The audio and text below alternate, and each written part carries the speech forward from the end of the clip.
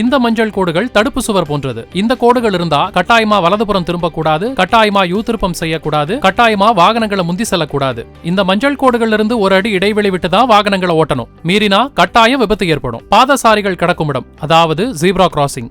இந்த பகுதிகளில் சாலையை கடக்கிறவங்க நடந்து போகும்போது வாகனங்களை கட்டாயம் நிறுத்தணும். அதே போல இந்த பகுதிகளில் பாதசாரிகளுக்கு தான் முன்னுரிமை.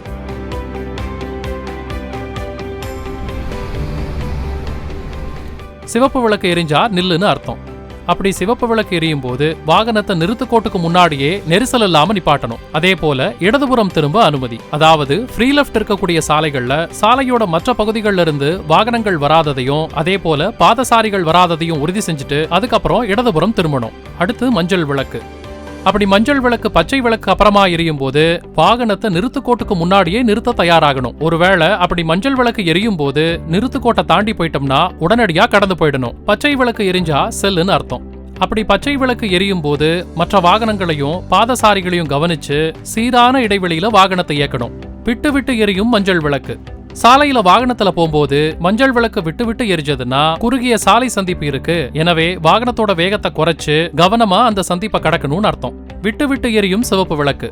குறுகிய சாலையிலிருந்து பிரதான சாலைக்கு நம்ம வாகனத்துல வரும்போது இந்த சிவப்பு விளக்கு விட்டு விட்டு எரிஞ்சதுன்னா ரொம்ப ஜாக்கிரதையா அந்த சாலைக்குள்ள நுழையணும்னு அர்த்தம்.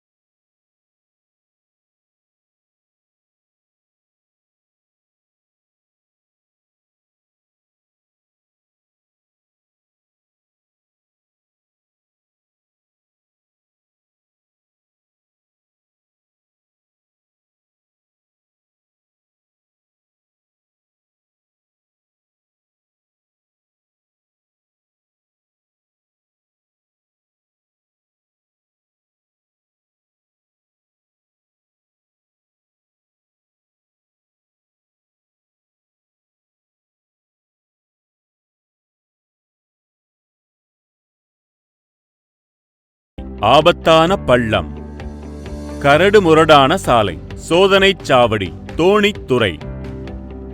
200 மீட்டர் தூரத்தில் பாதுகாக்கப்படாத ரயில் பாதை. 50லிருந்து 100 மீட்டர் தூரத்தில் பாதுகாக்கப்படாத ரயில் பாதை. 200 மீட்டர் தூரத்தில் பாதுகாக்கப்பட்ட ரயில் பாதை. 50லிருந்து 100 மீட்டர் தூரத்தில் பாதுகாக்கப்பட்ட ரயில் பாதை. அடுத்ததா உங்களுக்கு சொல்ல போறது தகவல் சின்னங்களை பத்தி. பொது தொலைபேசி, பெட்ரோல் பங்க், மருத்துவ வசதி, முதல் உதவி கம்பம், உணவு விடுதி, சிற்றுண்டி விடுதி, ஓய்வகம். சாலை முடிகிறது. திசை காட்டும் பக்கம் வாகனத்தை நிறுத்தி வைக்கலாம். இரு திசைகளிலும் வாகனத்தை நிறுத்தி வைக்கலாம். மோட்டார் சைக்கிளை நிறுத்தி வைக்கலாம். சைக்கிளை நிறுத்தி வைக்கலாம். வாடகை காரை நிறுத்தி வைக்கலாம். ஆட்டோவை நிறுத்தி வைக்கலாம்.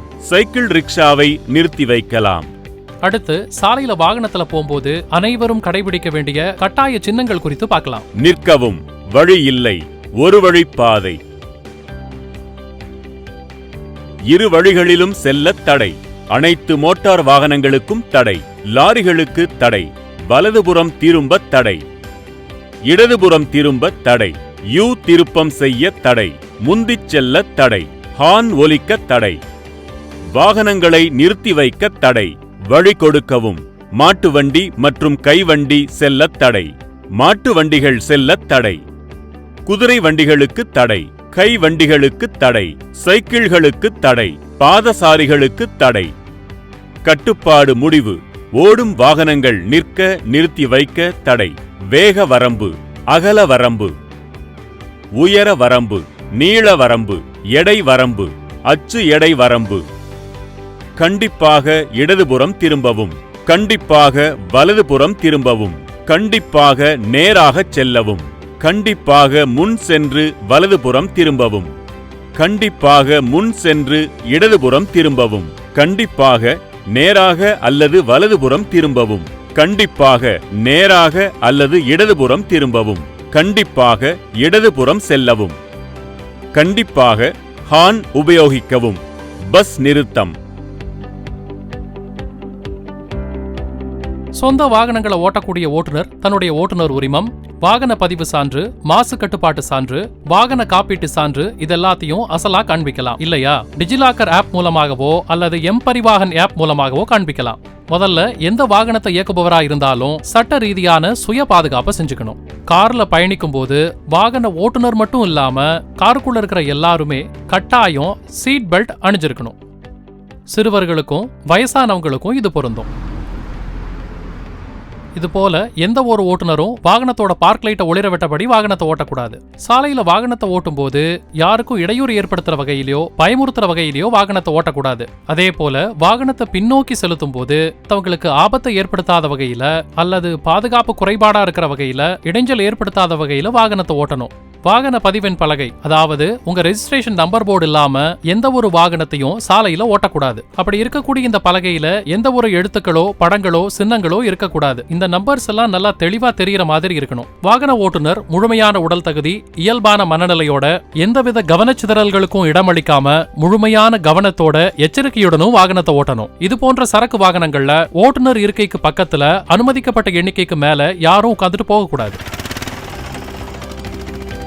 நீங்க வாகனத்துல பயணிக்கும் போது ஏதாவது பழுது ஏற்பட்டா வாகனத்தோட அவசர கால விளக்குகளை ஒளிர விடணும். போக்குவரத்து வாகனங்களை ஓட்டக்கூடிய ஓட்டுநர் தன்னுடைய ஓட்டுநர் உரிமம், வாகன பதிவு சான்று, மாசு கட்டுப்பாட்டு சான்று, வாகன காப்பீட்டு சான்று, அனுமதி சான்று, தகுதி சான்றையும் மோட்டார் வாகன வரி சான்றையும் அசலாக காண்பிக்கலாம். அல்லது எம்பரிவாகன் ஆப் மூலமாகவோ டிஜிலாக்கர் மூலமாகவோ காண்பிக்கலாம்.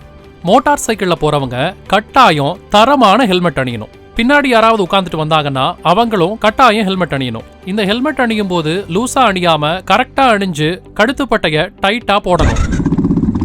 கொஞ்சம் கூட பொறுப்பு இல்லாம ஹெல்மெட் போடாம செல்போன் பேசிட்டு வராரு பாருங்க. நிறுத்துங்க சார், செல்போன் பேசாதீங்க, ஹெல்மெட்டை கரெக்டா போடுங்க. எந்த ஒரு ஓட்டுநரும் எந்த ஒரு தொலைத்தொடர்பு சாதனத்தையும், குறிப்பா இந்த மாதிரி செல்போன் பேசிக்கிட்டே வாகனங்களை ஓட்டுறதை தவிர்க்கணும். வேக தடைகள்ல மெதுவாகவும் முடிந்த அளவுக்கு புதிய சாலைகள்ல சாலையோட இடதுபுறமாகவும் வாகனத்தை ஓட்டுங்க. அடடா, பார்த்து வரக்கூடாதா? ஒன்னும் ஆகல, ஓகே தானே?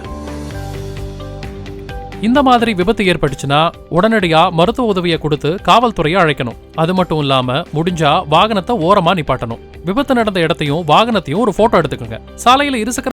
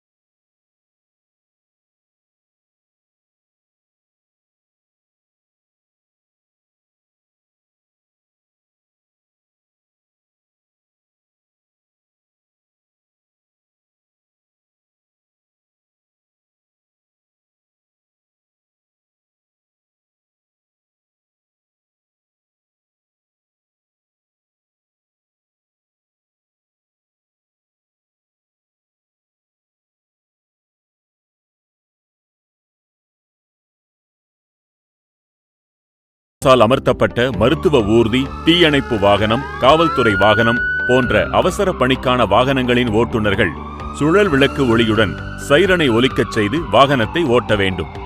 அத்தகைய சுழல் விளக்கு மற்றும் சைரன் பொருத்தப்பட்ட வாகனங்களுக்கு பிற வாகனங்கள் முன்னுரிமை அளிக்க வேண்டும். முன் செல்லும் வாகனத்திற்கும் நமது வாகனத்திற்கும் இடையில் போதுமான தொலைவு இடைவெளி இருக்க வேண்டும்.